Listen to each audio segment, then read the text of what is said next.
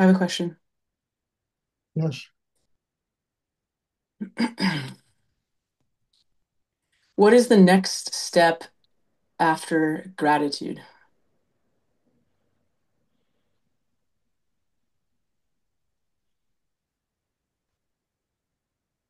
Yeah, I think when you finally can sustain gratitude in your heart, you understand it really opens a pathway to two things. You learning how to live here like a human being on the highest possible level of what a human being can live with. And the second way is a pathway to God, which you not only have gratitude for what's been given to you here in your life, you have gratitude for the possibility, or not even the possibility, but the fact that that gift was given from the source of all creation. So the gratitude goes to two places, and three actually goes to yourself for becoming a happy person. It goes to other human beings who you manage to allow you to teach you about yourself. And it goes to God or higher energy or the universe for creating all of this stuff that gives us the opportunity to grow and to develop a spiritual life. So, is there a definitive step? No. But does it open many pathways? Yes. And the first part of it is really the most essential part of it, building a system inside that enables you to sustain gratitude.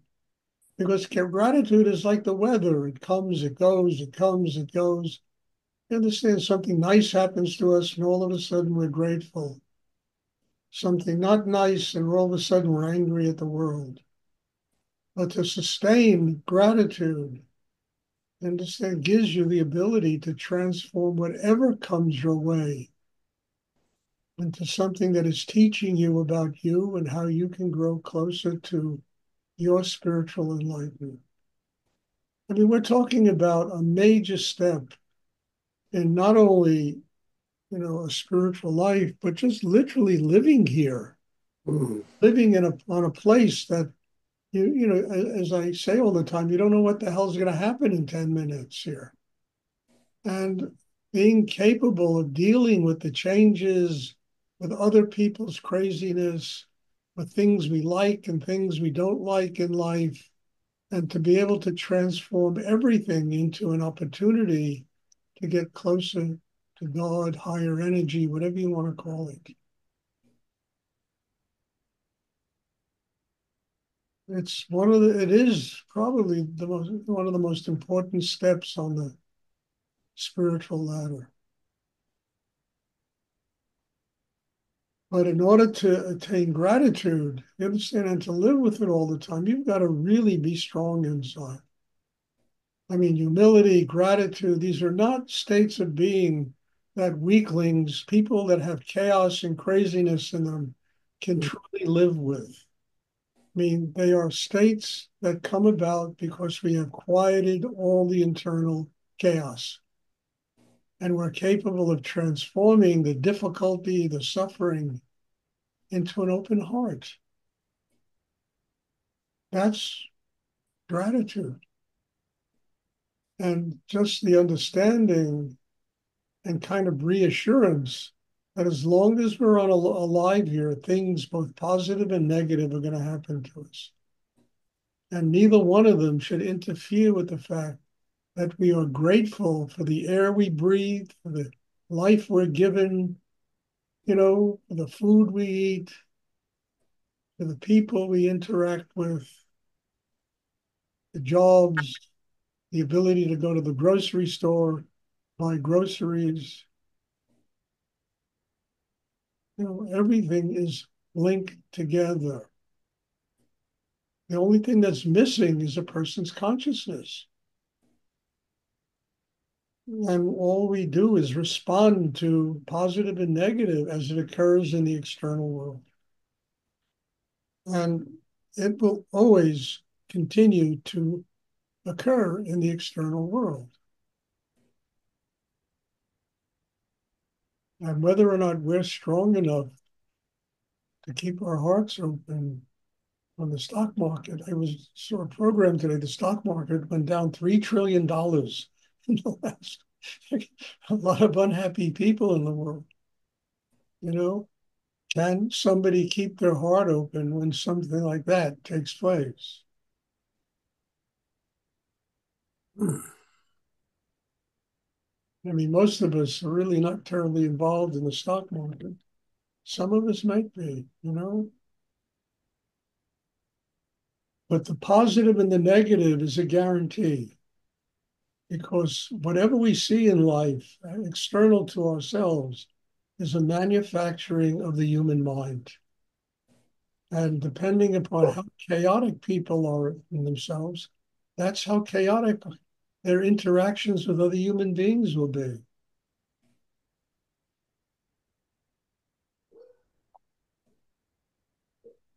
In order to quiet that chaos, we need to have an inner strength. It's like Ulysses. You have to have that kind of power inside yourself. If somebody's an hour late, they still haven't changed their clock.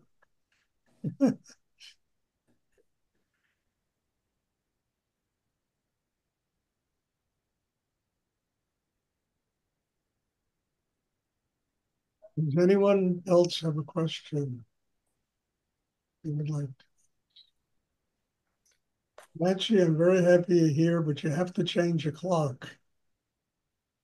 The meditation is an hour later than it was, a week ago. So please try and change your clock so you can get the full benefits of the class. Just put into Google, time in Holland and the time in, you know, Eastern Standard Time. You'll know how to set your clock.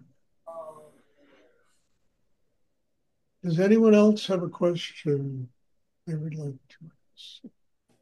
Stuart, I'd like to ask a question, please. Yes. Um, I was having a class with some people today, and the subject of bodhisattva came up, and I wonder if you would speak about that, please. Well, and in Buddhist, I mean, look, I'm not an expert on Buddhism or Tibetan Buddhism, but to me, bodhisattvas were always enlightened souls that were given the opportunity to make a choice. Do they want to come back to the earth and spend their life in service to higher energy to help transform people? And I always, that's what I always believe bodhisattvas were and are. People, their souls that have come back to the earth, making the commitment to spend their life in service of God, higher energy, and helping people who, really, like I was just talking about, transform themselves and begin to realize why they're born, what they're here for, and it really is a life of a bodhisattva is a life of service. It's a life of service and a very important life because most people that live here haven't the foggiest idea of why they were born here, what they're meant to do here. And it's all about, you understand, money and power and, stuff like that. And they're all slaves. They're all living in a prison, that's manufactured from their own craziness, their own chaos. And then, Bodhisattva comes to try to help change people. They have a choice. They could stay in the arms of God and the cosmos in a state of eternal enlightenment, or they can make the choice to return and do service.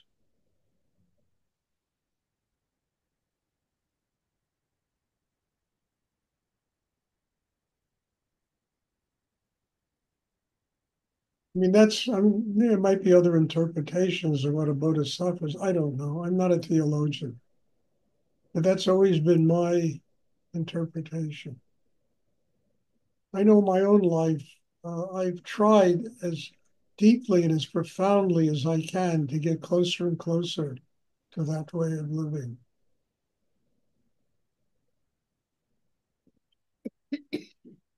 And it's not easy. Got to pay the rent, get food. You got to live. But I think it's a great idea to be a bodhisattva and to be able to live in this world and not have to go live in a monastery or on a you know some kind of mahasiddha living on in a cave in a mountain.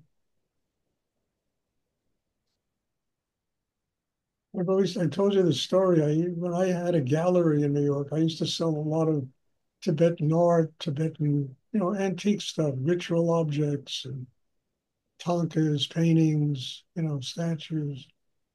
And I used to have a lot of these kind of bodhisattva types or one wannabe bodhisattvas that used to come in my store. And it was always a kick for me to talk to them. There was one young girl, and God knows where she is or what happened to her. But she used to come in all the time, and she took vows as a nun, and she had her head shaved, and she used to wear that, Tibetan robes, and she had taken vows. I mean, she was probably 20, 22 years, 1 years old, something like that. And her dream was to go and spend the rest of her life living in a cave in the Himal and just meditating and connecting with God that way. That was her dream. So one day she comes into my gallery. I'll never forget this. And she says to me, Stuart, I found a cave. I said, how the hell did you find a cave in the Himal? She said, well, you must have had a good real estate agent. Well, anyway, she moved to India, up into the Himalayas, and started living in a cave, meditating. And there was a village right near this cave. And maybe 50 meters away from her, there was some kind of sadhu who used to live in a cave. And the villages used to provide him with food and with, everything, his basic necessities, so that he was a holy man. He could sit there and pray, and they would reap the benefits from the prayer because they were supporting her.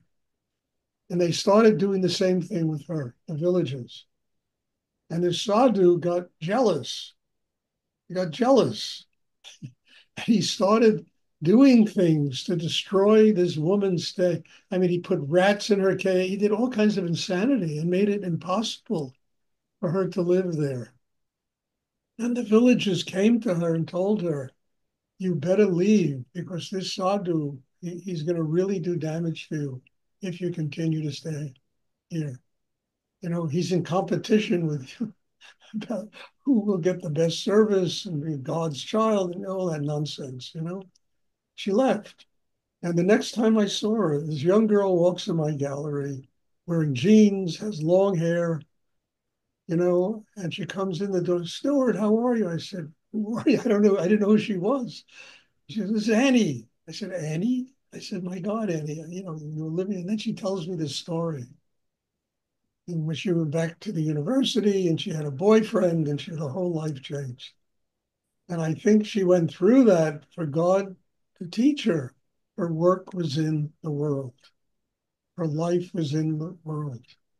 She can't escape her karma.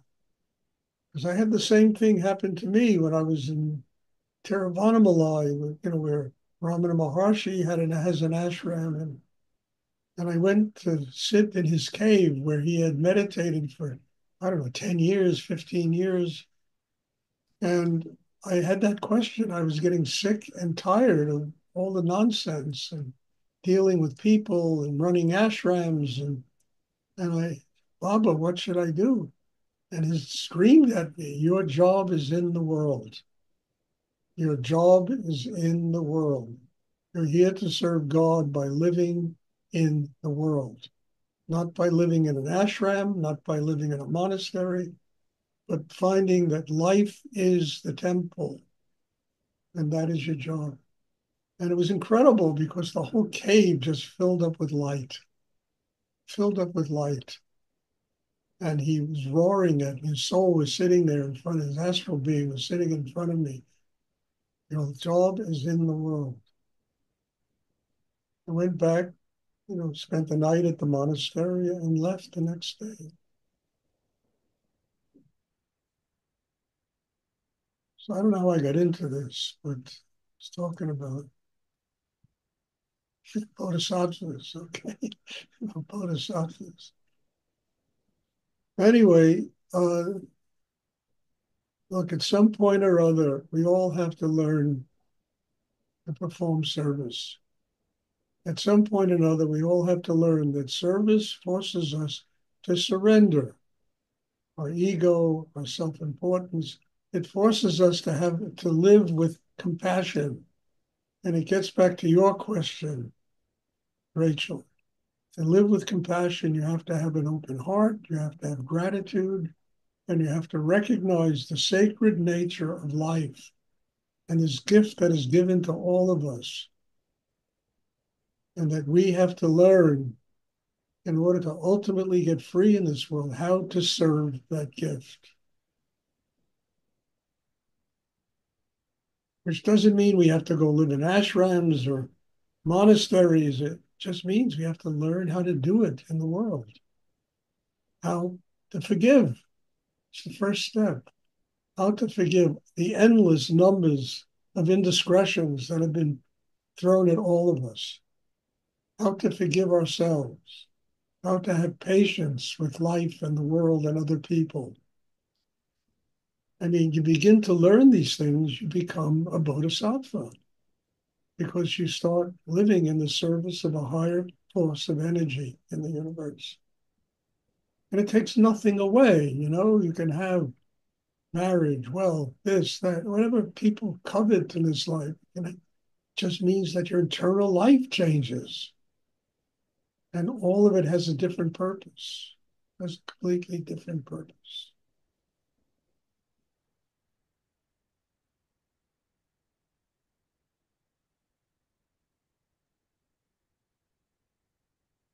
Is it clear what I'm talking about? I hope so. This is really kind of important stuff.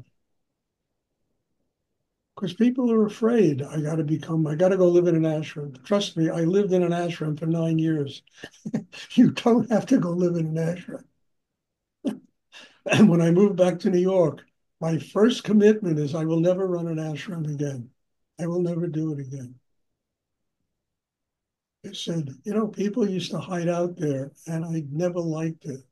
They were running away from life. And it's impossible to find the sacredness of life when you're hiding from life. But when you live in the world and you build that system, and so it becomes sacred life. It's that incredible gift we're given, that period of time we're given to connect with God and to build a system inside that truly enables us to get closer and closer to a state of spiritual enlightenment. And part of that closeness is learning how to serve unconditionally, being a bodhisattva.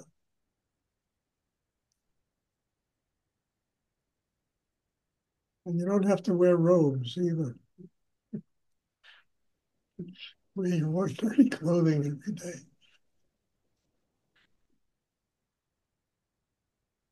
Does anyone else have a question they would like?